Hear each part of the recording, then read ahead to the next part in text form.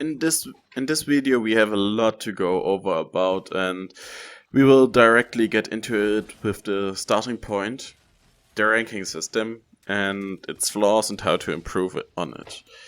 Okay, so one of the main points that I see going around is that ranking doesn't matter because it is only a matter of time to get to high ranks.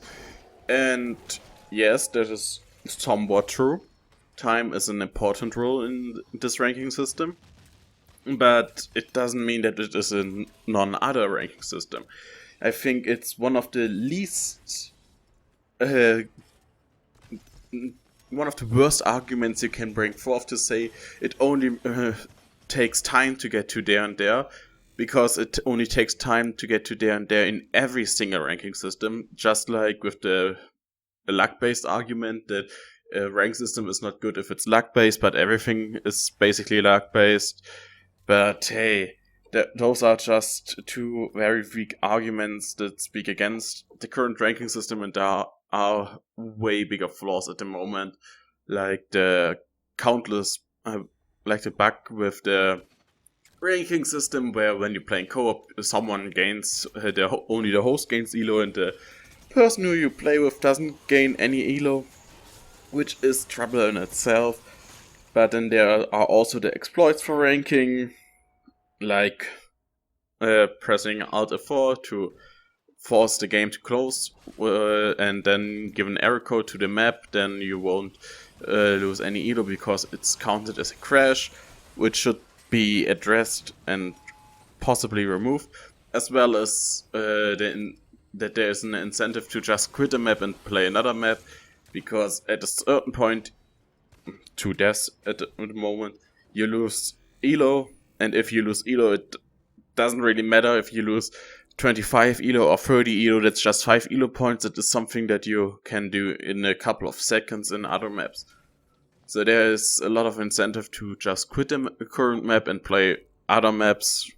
And yeah, this is basically one of the real problems here, that there are ways to abuse the ranking system. And to counter the quitting, I would suggest a timer, a time ban from playing outposts, where you can play any outpost for 5 minutes for the first quit, then if you quit again 30 minutes, if you quit again 2 hours, and if you quit it again a whole day, if you then quit again a week, and if you then quit again, permanently banned. Only back to back, of course. If you don't quit back to back, then it should be reset maybe after running 2 or 3 maps to back to the 5 minutes, or make it so that it's daily reset. Yeah. And yeah, the ranking system is also not working properly because builders and raiders have a lot of difference in elo gain. Like, builders don't gain a lot of elo through kills, and even if they did, they even need to be raided in the first place, which is already something that doesn't happen very often for many people. So there is really no competing power for only builders to compete for the highest ranks. And raiders just can do in a couple of seconds one raid and then go to the next raid and gain through that way more elo than builders can. And there's my proposal to completely change the ranking system, or maybe make a ranking game mode where you have to build, like, maybe you get 10 minutes, you get a pre-built map and you can place traps inside. And then after you have placed traps inside, you then get to the other outpost, and the person who raids the fastest wins. It's basically the same rules for the tournament-based thing we currently have going on in Meteor Maker with the celebrities, and this could be made in a ranked game mode technically, to make it fairer to see actually the best players in both categories to be at the top, and not just the best raider or the best builder or something like that.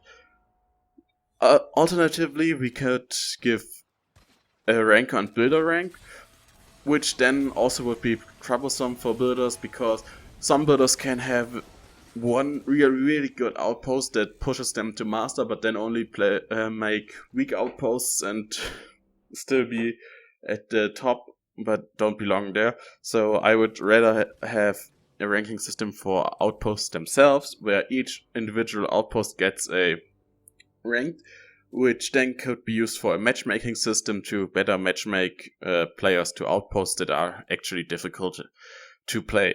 And there we can go with the rule of, hey, if this outpost kills a lot of people in silver, then it maybe is promoted to gold, and if it doesn't kill a lot of people in gold, it's downgraded to silver again, and then you can match raiders that are silver or gold to the outpost to ensure that there is a stable ranking system to match people at the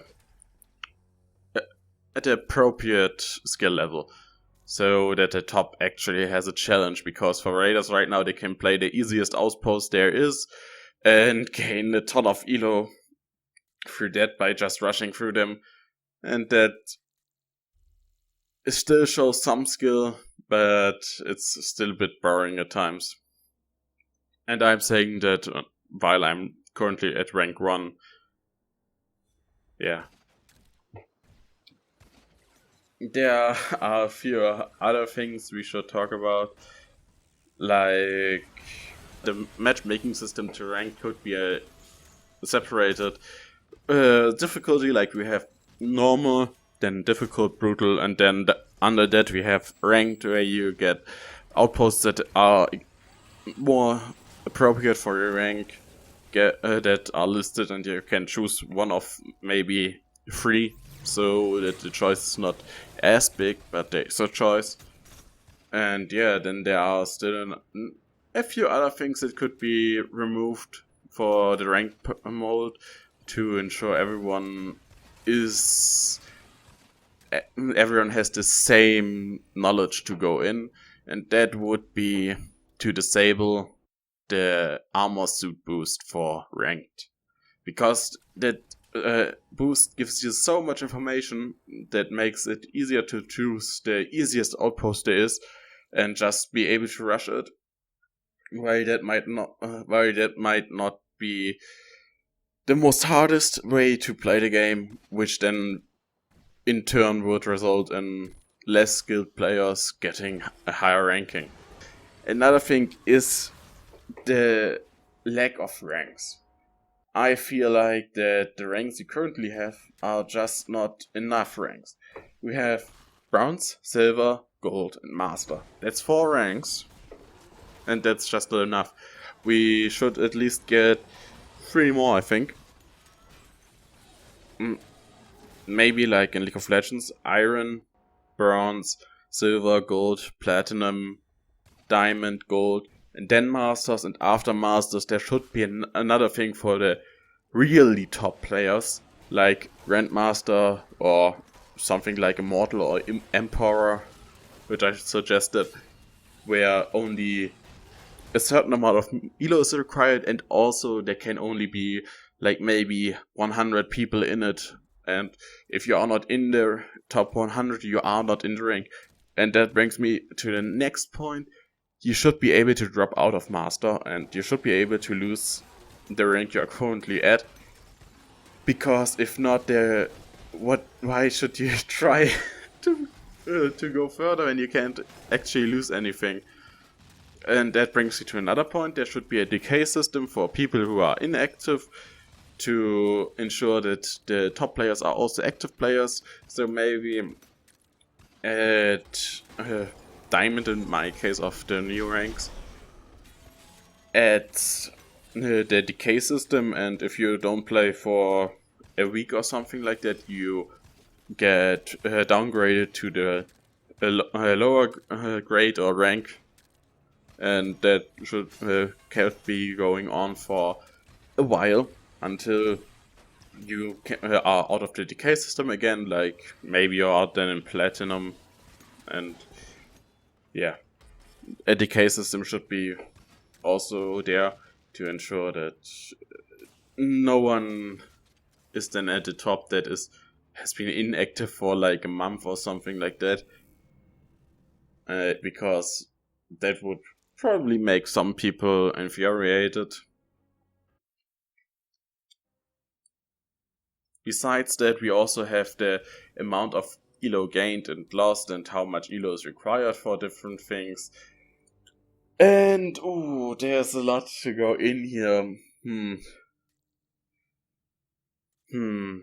I think that you should lose more elo. In the closed data, I said you shouldn't lose elo if you just die once. And that's not the case anymore. You can die twice before you start losing elo. No, you can die once, and if you die a second time, then you lose elo. And that's better, but you still should be able to lose at least at top rank at least 60 elo if you gain 100 elo per run. And at most, you should be able to lose 90 elo. And that would just help with the influx of elo gained. Yeah. There's probably a lot more to talk about that I just forgot. Let me just check what I also have. More ranks. The elo gain should be calculated with the rank itself. Not with the rank itself, but with the elo difference. Like, if you rate someone that is a 100k elo below you, you shouldn't gain as much elo from them as if you would rate someone that is 10 elo behind you. But that could also be better incorporated with outpost ranking system, where outposts themselves are ranked and then they are matched to the radar, or with the mode I talked about that is inspired by the current tournament rules that we have seen in the live streams. Oh, yeah. Before I forget it, the most important things, we need a leaderboard for all the regions that is publicly available for all the players, so that you can, for God's sake, finally see who is ranked where, how much elo you need to get there, and whatnot, and who is at the top. Because it's really annoying to not know who is at the top in which region and on what platform. Because I know I'm at the top in EU Steam, but I don't know who is at the top at EU PS4 or something like that. And what's the point of competing against other players and regions if you can't see how high they are ranked and all? It's just the most infuriating thing I think in the ranked system for me now is that there is no publicly available leaderboard that other players can see. Yeah, I think that covers pretty much everything I have to say about the current ranking system and how I feel about it. It works, but it has a lot of flaws also, and I hope those flaws get addressed at some point, as well as the bug in the current season is making it very hard for co-op players to compete for the higher ranks, which might lead to people not being able to get their desired rewards at the end of the season, which would be problematic in itself because they couldn't get there because of a bug.